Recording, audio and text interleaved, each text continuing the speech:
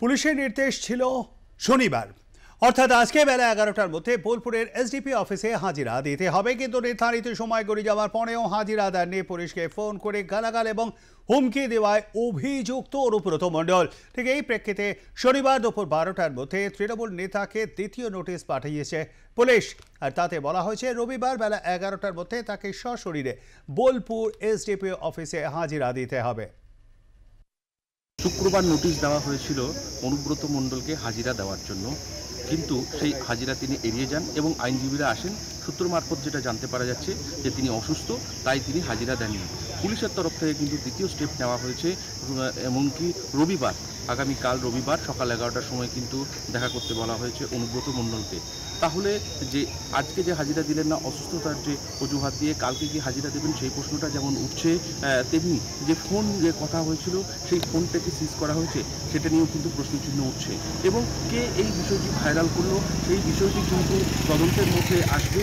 এবং আজ সকাল থেকে বলা যায় সাজো সাজো রব ছিল বোলপুর মহকুমা পুলিশ আধিকারিকের, যেহেতু এসডিপিও বোলপুর এই কেসের আয়ও, তাই সমস্ত ব্যবস্থা ছিল, ভিডিও রেকর্ডিংয়ের ব্যবস্থা ছিল, কিন্তু আইনজীবীরা এলেন এবং কথা বললেন। কথা বলার পর চলে গেলেন, তিনি অসুস্থ, সেই অজুহাত দিয়ে কিন্তু আজকে এলেন না। আমরা দেখানোর চেষ্টা করবো, আমরা রয়েছি শান্তিনিকেতন থানার সামনে। এখানেই কিন্তু সকাল থেকে ছিল ভিড়, এবং অনুব্রত মণ্ডল যে ভিডিও বার্তা ছিল সেই ভিডিও বার্তা কিন্তু যে ভাইরাল হয়েছে, এবং তার জন্য তিনি যে ক্ষমা চেয়েছেন এবং মমতা পুলিশের কাছে কিন্তু তিনি ক্ষমা চাইবেন, এমনটাও বারবার ক্ষমা চাইবেন সেটা কিন্তু তিনি জানিয়েছিলেন। এবং বলাই চলে যে তিনি ভিডিও বার্তাও দিয়েছিলেন যে তিনি কিন্তু ক্ষমা চাইছেন, কিন্তু আজকে যে হাজিরা ছিল সেই হাজিরা কিন্তু তিনি এড়িয়ে গেছেন। এবং বলা চলে যে গতকালকে কিন্তু আবারও হাজিরার জন্য ডাকা হয়েছে, তিনি কি হাজিরা দেবেন এখন সেই প্রশ্নটাই উঠছে। বীরভূম থেকে সুব্রত বন্দ্যোপাধ্যায়, আর+। আমরা এই নিয়ে কথা বলবো, কারণ তাকে হাজিরা দিতে বলা হয়েছিল, তিনি ক্ষমা চেয়েছেন, এটাও যেমন ঠিক ঘটনা, কারণ তাকে হাজিরা দিতে বলা হয়েছিল। এবং এটাই তো প্রথমবার নয়, কারণ অনুব্রত মণ্ডল বীরভূম জেলা তৃণমূল কংগ্রেসে এক সময় শেষ কথা ছিলেন তিনি, যদিও ইতিমধ্যেই দলের তরফ থেকে তার ডানা ছাঁটা হয়েছে, কারণ এখন আর তিনি সর্বাধিনায়ক নয়। বীরভূমের শেষ কথা এখন তিনি বলেন না। কোর কমিটি গড়ে দেওয়া হয়েছে, যে কোর কমিটিতে সবাই মিলেই রয়েছে। তার প্রবল প্রতিদ্বন্দ্বী কাজল শেখ যেমন রয়েছেন, তেমন তিনিও রয়েছেন। আমাদের সঙ্গে রয়েছেন আমাদের প্রতিনিধি সুব্রত। সুব্রত, আজকে গেলেন না অনুব্রত মণ্ডল, আগামীকাল কি যাবেন? অনুব্রত বা দলের তরফ থেকে বলবো না, তার যারা পারিষদ বর্গ, তাদের তরফ থেকে কি জানানো হয়েছে?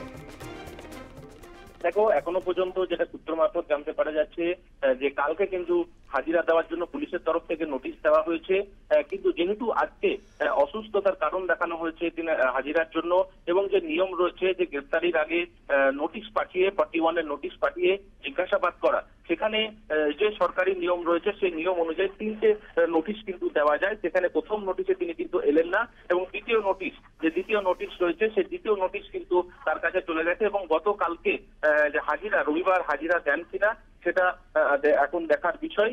আজকে আইনজীবীরা এসেছিলেন এসডিপিও দপ্তরে, এবং সেখানে যেহেতু এসডিপিও আয়ো রয়েছেন সেখানে কথা বলেন, এবং যারা ভিডিও রেকর্ড করবেন আয়ো ছিলেন তারা কিন্তু ছিলেন, কিন্তু অনুব্রত মণ্ডল এলেন না। এলেন আইনজীবীরা, অসুস্থতার কারণ দেখানো হয়েছে। যদিও আমরা কালকে দেখেছি যে চিঠি, সেই চিঠিতে তিনি ক্ষমা চেয়েছেন, পাশাপাশি যে ভিডিও বার্তা সেটাও দিয়েছেন। এখন তদন্তের বিষয় হচ্ছে যে ফোনগুলিতে কথা হয়েছে, সেই ফোনগুলি কিন্তু পুলিশ যে কোনো মুহূর্তে তদন্তের স্বার্থে সিজ করতে পারে তদন্তের জন্য। এবং যেহেতু যে ভাইরাল হয়েছে সেই ভাইরালটা কাদের মাধ্যমে হলো সেটা নিয়েও কিন্তু তদন্ত হবে। অন্যদিকে একটা বার্তায় দেখা যাচ্ছে যে শুভেন্দু অধিকারী অভিযোগ করছেন কোথাও যে সাংবাদিক সম্মেলনে, সেখানে যে এই যে ভিডিও বার্তা সেটা কি জেলা পরিষদের সভাধিপতি কাজল শেখ সেই ভিডিও ভাইরাল করছে, এমনটাই বক্তব্য উঠে আসছে কোথাও সাংবাদিক বক্তব্যে। এবং সেখানে কাজল শেখ অনুগামী কিছু বাপ্পা শেখ যার ভাগ্নে, সেখানে তারও কিছু ছবি দেখা যাচ্ছে শুভেন্দু অধিকারীর সঙ্গে। এক কথায় বলা চলে যে এই যে ভাইরাল বার্তা, সেই বার্তায় দেখো সুব্রত, কে ভাইরাল করছে ইন্টেনশনালি, কে করছে না, এটা রাজনৈতিক বিষয়, কিন্তু বিষয়টা হলো যে তিনি করেছেন, এটা স্বীকার করে নিয়েছেন, তিনি গালাগালটা দিয়েছেন, এর আগেও তিনি করেছেন, এবং তারপরে পুরো ডিগবাজি খেয়ে তিনি জানাচ্ছেন পুলিশের বিরুদ্ধে কেউ কিছু বললে তার কিন্তু গায়ে লাগে এবং নাম উল্লেখ করছেন দিদির পুলিশের বিরুদ্ধে। তো উনি তো দিদির পুলিশের বিরুদ্ধে শুধু বলেনি, দিদির পুলিশের তার মা, তার স্ত্রী, তাদের সকলকে টেনে এনেছেন। এই জায়গাটাও কিন্তু তিনি এড়িয়ে গিয়েছেন খুব ত্যাগ করে, পোর খাওয়া রাজনীতিবিদ। আবার তিনি এখানেও সাফাই দিয়েছেন যে তিনি অসুস্থ, তার মাথায় রক্ত চড়ে গেলে বা রাগ হয়ে গেলে কি বলেন তিনি জানি না, ইত্যাদি ইত্যাদি বিষয়গুলো নিয়েও কি আজকে তার মেডিকেল রিপোর্ট জমা দেওয়া হয়েছে আইনজীবীদের তরফে?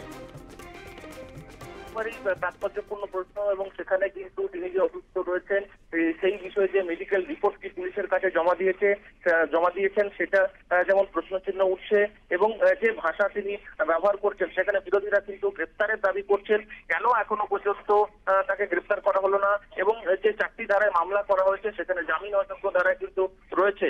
সেখানে আজকে আইনজীবীরা কিন্তু গেছিলেন, সেখানে মেডিকেল রিপোর্ট কি ছিল সেটা এখনো পর্যন্ত পুলিশ কনফার্ম করেনি যে গেছিল, কিন্তু আজকে দেওয়ার পর কিছুক্ষণের পরই কিন্তু সূত্র মারফত জানতে পারা গেল যে নোটিশ, রবিবারের জন্য যে নোটিশ, সেই নোটিশ কিন্তু দেওয়া হয়েছে, এবং কালকে হাজিরা দেন কিনা সেটা এখন বিষয়।